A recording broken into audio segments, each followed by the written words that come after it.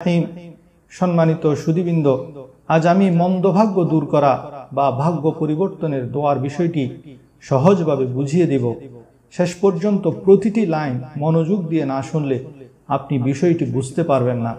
মনে রাখবেন, তকদিরে আপনার লেখা আছে এই জিনিসটি আপনি পাবেন না, তবে এটা লেখা আছে যে দোয়ার কারণে সেই জিনিসটা আপনি পাবেন।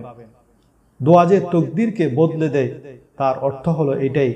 তবে মন্দভাগ্য থেকে পানা চাওয়ার জন্য নবী করিম সাল্লাল্লাহু আলাইহি ওয়াসাল্লাম একটি দোয়া শিক্ষা দিয়েছেন, যা সহিহ বুখারীর 6347, মুসলিম শরীফের 2707 এবং নাসাই শরীফের 5491 নম্বর হাদিসে রয়েছে, আল্লাহুম্মা ইন্নী আউযু বিকা মিন জাহদিল বালাই ওয়া দারাকিশ শাকাই ওয়া সুইল কদাই ওয়া শামাতাতিল আ'দা।